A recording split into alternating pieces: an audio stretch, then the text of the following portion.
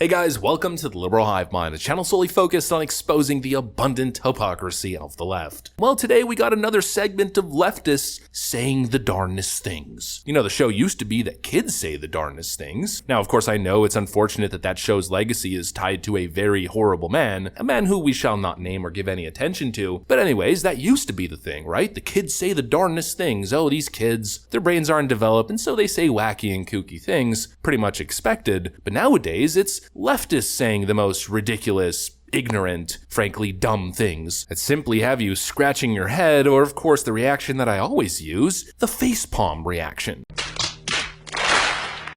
And here we go again. We've been talking a whole lot about DEI, diversity, equity, and inclusion. Mostly why it's a bad thing, mostly why it's essentially state and corporate sponsored racism, discrimination based on the color of people's skin and whatever genitalia they might have between their legs, discrimination based on immutable characteristics under the guise of undoing previous wrongs, or creating equality. What they mean by equality, though, of course, is equity, which is Marxism, cultural Marxism, whatever you want to call it, forced diversity quotas rather than a level playing field and equal opportunity. They want to force equality of outcome rather than true equality. I can't think of anything more sinister, and I think the points we've made are quite common sense, hard to argue against. Now the question is, what's the leftist retort? Well, it's one of those darnest things. Stacy Abrams jumps into the spotlight to make the leftist argument, the pro-DEI argument, and holy moly, is it just the dumbest thing I've ever heard. Let's take a look at it all. Let's have a conversation. We've got some stuff to get into, so let's roll the tape. All right, folks. They used to say diversity is our strength, just blanket diversity is a strength. Now they're taking it to a new level. Apparently, our economy can't survive without DEI. Well, take a look at this. What we know is that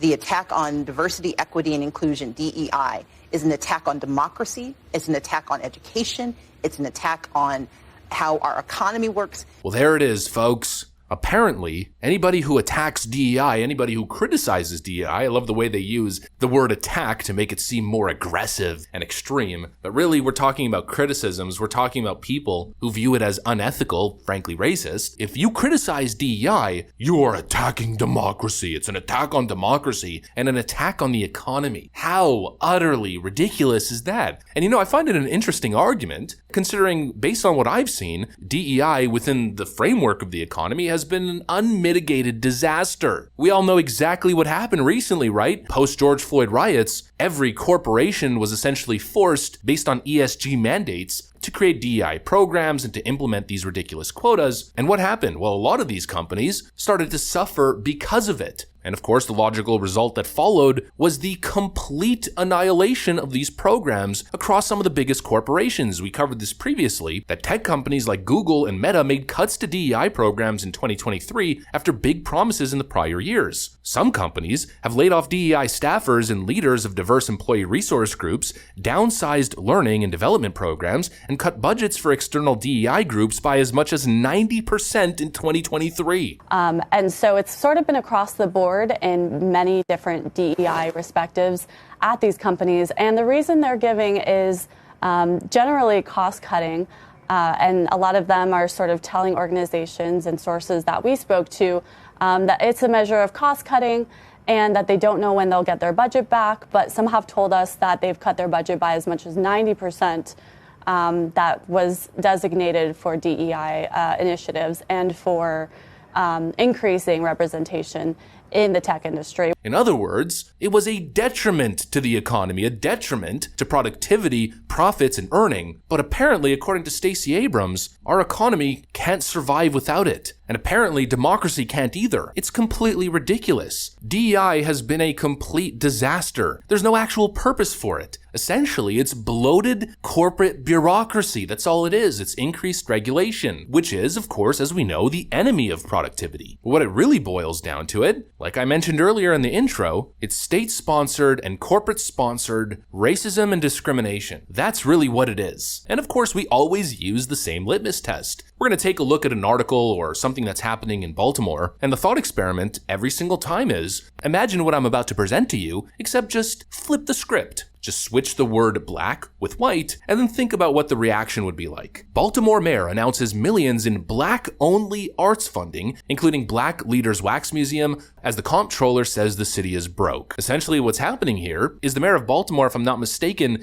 is tapping into a pandemic fund and now redirecting the money explicitly towards black-only programs. State-sponsored discrimination. Monies that's being mobilized and targeted only to the benefit of one group at the detriment of others. These leftist policies are taking us backwards. Why is discrimination and racism okay as long as it's to the benefit of groups that aren't white? Could you imagine if the script was flipped, and if there was monies being targeted specifically to white-only groups? There would be outrage across the board. Frankly, I'd be outraged. I'd find that absolutely ridiculous. And the arguments on the left-wing side, well, they simply don't cut it. Stacy Abrams launched the new talking point, and it simply isn't convincing at all. It's, yet again, more Democrat fear-mongering. We will not be able to exist. We'll lose our democracy unless we artificially create preferred racial outcomes or gender outcomes. And you know that none of it makes sense. You know that it's not working, because now what we're seeing from a lot of these elite universities is a lowering of standards. In other words, in order to prop up this image of equality of outcome, they have to reduce the standards to normalize that outcome. Now all of a sudden math is racist and standards must be reduced in the effort of equity. Again, we shouldn't be reducing standards. We should be upholding standards and doing everything that we can for all groups of people from all walks of life to have an opportunity to meet those high standards. Not artificially pretend as if people are meeting all these standards, because then what's the point? At one point, a Harvard education won't mean much anymore. It'll still cost a lot of money, but if the standard doesn't apply, well then the Harvard standard no longer matters, no longer means anything. It doesn't carry the weight that it once did. It simply doesn't work. The arguments don't make sense.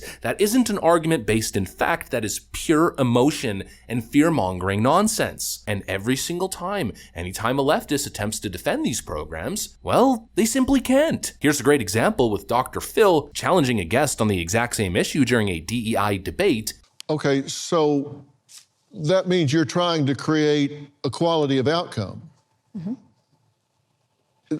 That's what I hear you saying about playing God. Yeah. How do you create equality of outcome when people aren't the same? You're right. Some people are shorter, some people are taller looking over that fence. They can't both play in the NBA. Right. You can't create equality of outcome. What gives a DEI program the right to come in and try and alter the nature of things to create equality of outcome? That's been tried. That didn't work. That was called Marxism. What I would say is that, I've been in the recruiting space for 25 years.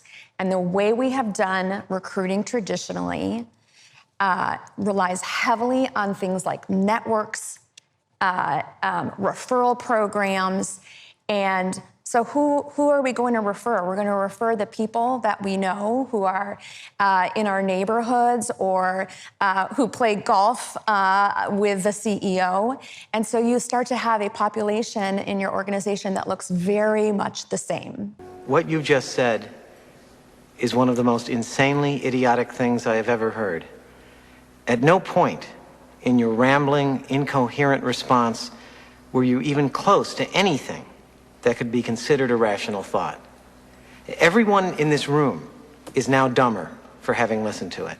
Dr. Phil absolutely schooled her. It's not exactly hard. You just ask a couple questions and you see how the ideology completely falls apart. They cannot defend it because they know that it's wrong. It's simply wrong. It's the opposite of meritocratic ideals. I want the best for everybody. But what I don't want is this sort of la-di-da, artificial, surface level only forced equal outcome. If we're talking about uplifting certain communities, it needs to happen from the ground up. You don't help a community by, again, artificially placing people in positions that they haven't earned just so it looks nice on the outside. No, you do it by investing from the ground up, creating environments where society can thrive across the board, regardless of what community you're brought up in, by creating economic upward mobility and opportunity for everybody despite the color of your skin, and allowing the chips to simply fall where they may. Like we've seen from Thomas Sowell's research, affirmative action in many cases has been an utter disaster. Forced diversity initiatives that put students with less than stellar academic track records in some of the most competitive academic environments that in many cases they can't keep up with, where that student would probably be much better off earning their spot at another university or in another program that they're more academically suited for. For a lot of students, it's a pipeline to failure. If you don't have the grades to go to MIT or Harvard, well, simply being pushed into that position might end up being a complete disaster for you. I'll tell you, I was pretty academically gifted, but I wasn't Harvard level. I didn't really take school seriously. As I always say, I dropped out because I just wasn't an academic-minded person. And so just putting me in that position, well, it probably wouldn't have led to a good outcome for me. I would have dropped out much faster. I probably wouldn't be able to keep up in such a rigorous academic program. And if that's true for me, well, then it should be true for anybody else, regardless of the color of your skin. The answer is investing in communities, investing in schools, creating more equal opportunity for people to succeed in their academic paths, starting from a very young age,